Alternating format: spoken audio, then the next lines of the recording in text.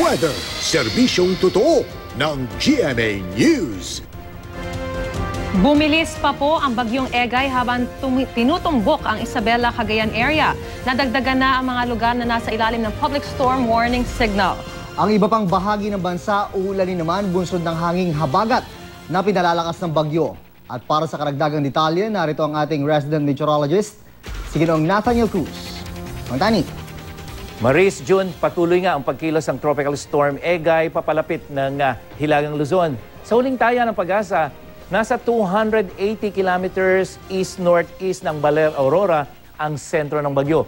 May lakas ito ngayon ng hangin na nasa 85 kilometers per hour malapit sa sentro at bugsong umaabot na sa 100 kilometers per hour. Bumilis ang kilos nito sa 13 kilometers per hour pa northwest. At kung hindi magbabago ang galaw nito, posibleng maglandfall ang sentro ng bagyong Egay dyan sa Isabela, Cagayan. Bukas po yan. Nadagdagan din ang mga lugar na nasa ilalim ng public storm warning signal. Signal number 2 ngayon ang nakataas sa Isabela, Quirino, Cagayan at Northern Aurora. Bukod sa malakas na ulan, hangin at posibilidad ng flash flood at landslide, dapat ding maging IM ready sa posibilidad ng storm surge o yung daluyong. Nakataas naman ang signal number 1 sa iba pang bahagi ng Aurora, Nueva Ecija, Nueva Vizcaya, Ifugao, Benguet, Mountain Province, Ilocos Sur at Ilocos Norte, Kalinga, Apayao, Abra, kasamang Babuyan at Calayan Group of Islands.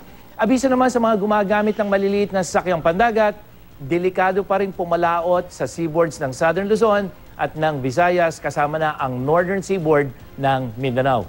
Bukod sa mga lugar na nasa ilalim ng storm warning signals, patuloy na makakaranas din ng mga pagulan ang Mimaropa, kasama ang Calabarzon, maging ang Bicol Region. At dito sa Metro Manila, makakaranas po tayo na maghapon na may mga pagulan, lalong-lalo na pagdating hanggang sa gabihan.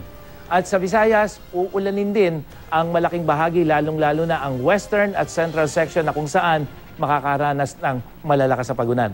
Sa Mindanao naman, posible ang mahihinang ulan o di kaya thunderstorm, lalong-lalo na dyan sa may Zamboanga Peninsula, ARMM hanggang sa Socsargen. Ang mga pagulan sa ibang lugar sa Luzon at Visayas, epekto na po yan ng hanging habagat na patuloy na pinalalakas ng bagyong Egay na kumikilos nga patungo ng extreme northern Luzon. Ang tropical storm na may international name naman na Chanhom, nasa labas pa rin ng Philippine Area of Responsibility sa ngayon, pero posible ang pumasok sa PAR araw ng Martes. At kapag yan ay pumasok, may posibilidad kung hindi pa nalulusaw o mawawala yung bagyong Egay, posibleng magkaroon ng interaction itong dalawang bagyong ito sa mga susunod na araw. Mang Tani, kanina sana bala ko sana magbisikleta, kaya lang maulan. At itong pag-ulan ba yung nararanasan natin sa Metro Manila, posible pa itong lumakas, Mang Tani, at magpatuloy hanggang bukas?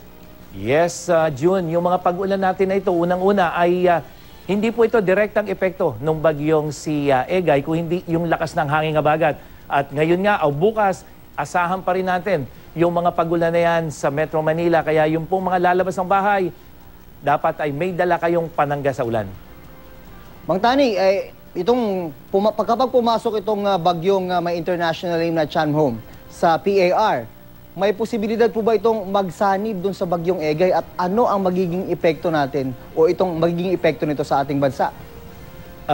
June, kung titingnan natin itong wind map ng The Weather Company, may posibilidad na magsanib yung sirkulasyon itong si bagyong Egay, lalong-lalo na kung hindi yan maapektuhan ang pagtama niya sa kalupaan dahil mas malakas itong bagyong si Chanhom dito kay Egay. Kaya isa yan sa mga posibilidad. Pero kahit magsama yung dalawa na yan, June, ang pinakamahalaga, patuloy na hihigupin nitong bagyong Chanhom at ng bagyong Egay yung ating hanging habagat na siya namang magpapadala ng tuloy-tuloy na pagulan, lalong-lalo na dito sa Luzon hanggang sa Visayas. Mas malalakas na pag-ulan kaya yung Mang Tani, yung paghinila nitong dalawang bagyo na ito, yung hanging habagat papasok ng PAR. Tama yun, June. At sa katunayan, June, ito binabanggit natin, itong si Chanhom at itong si Egay.